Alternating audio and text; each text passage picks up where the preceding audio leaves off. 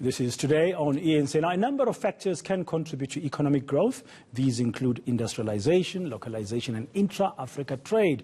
The Black Business Council will be looking at some of these issues at its annual summit, which begins tomorrow. In particular, it will look at the role of black business in creating employment.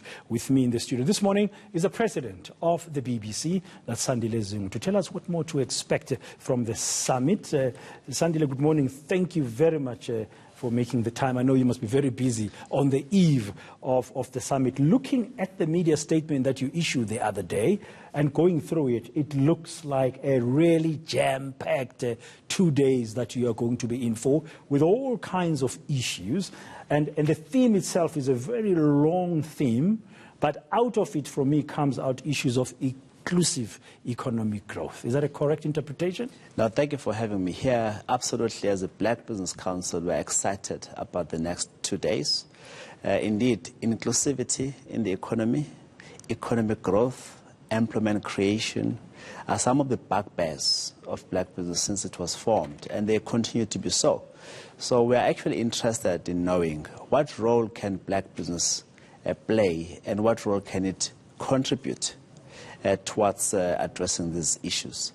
We have a lot of very interesting speakers from ministers like Minister Patel, Minister Nkosazana Dlamini Zuma, Zweli Mkhize, and a few others. Very exciting, who are coming to share with us their perspectives on what their ministries and departments can play in what we're trying to do. Yeah, I also see Senzo Mkhunu, the Minister of Public Service Administration, will be there. And currently, I need to ask you this from a Black Business Council perspective. What would your view be about the plans by government to cut the public sector wage bill over the next 3 years by 160 billion rand? Well, the truth is we have our backs against the wall. It's not what the government wishes. It's what I will say the ratings agencies are prescribing to us that we need to do to avoid going to the IMF with a begging bowl. The wage bill in the public sector is quite high. Some will argue that there's been spiraling, of course, at the highest level. Something ought to be done to arrest that situation. And so as black business, we support the attempt towards arresting that situation. However, we don't support the reneging on deals that have been entered into in the past. Because when the state begins to renege on deals, it actually, again, sets us on a very wrong path. You cannot do so. Make the savings by all means necessary. We need to do that. But maybe Kosato has got a point there.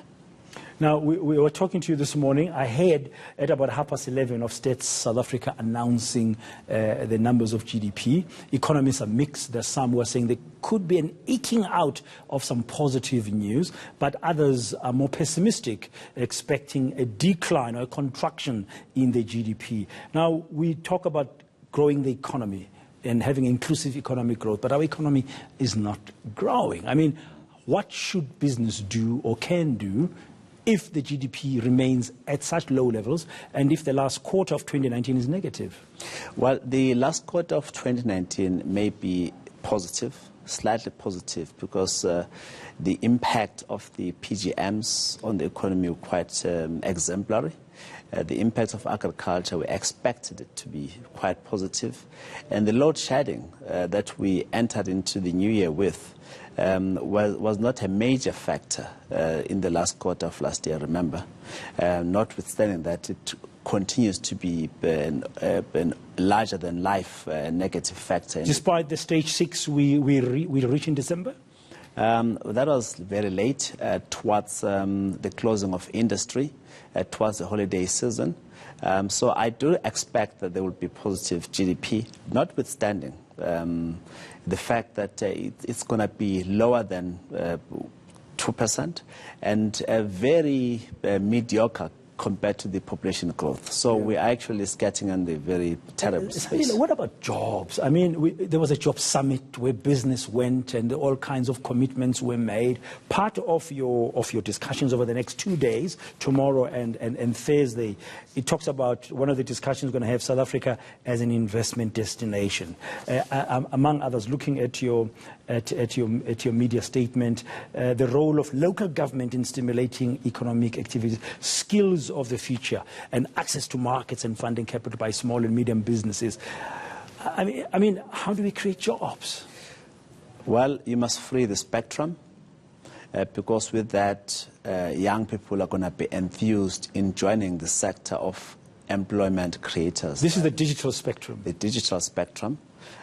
We actually have been persuading government to please speed up ICASA, to please, if you want to auction it, auction it.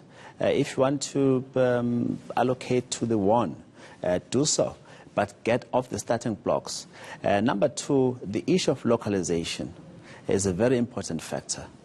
We have a section which has aroused a great deal of interest in terms of those parallel sessions around localization, industrialization, even the African Continental Free Trade Agreement, which actually opens up the rest of the continent to products from South Africa as well as services. That will create employment in South Africa. We're doing that at the backdrop of minimal successes nevertheless in the YES program. Now, somebody has said very briefly, Sandile, that South Africa's best opportunity of firing up the economy lies in Africa. So you support that kind of position? There is absolutely no doubt. South Africa with less than 60 million people compared to Africa with almost 20 times that number, quite clearly.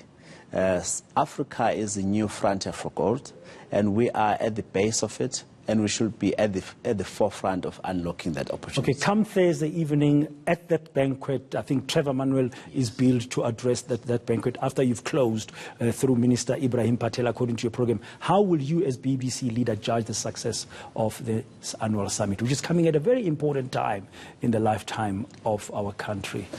We want black business to be organized, and not just for organization's sake, but to rally behind government's efforts towards fighting unemployment, inequality, and poverty, and to be a positive contributor towards economic growth in this country. The success of the summit will be how better organizes black business. We think all the signs are that we are on a winning path. Trevor Manuel, Andre de Ruyter, the CEO of Eskom, will address the gala dinner as well and share with us what Eskom is doing to actually get us out of this logjam.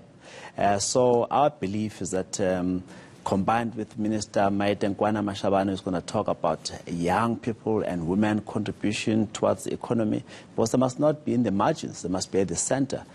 We believe that the success of the summit is inevitable. And you'll also be creating the first time launching a gender forum.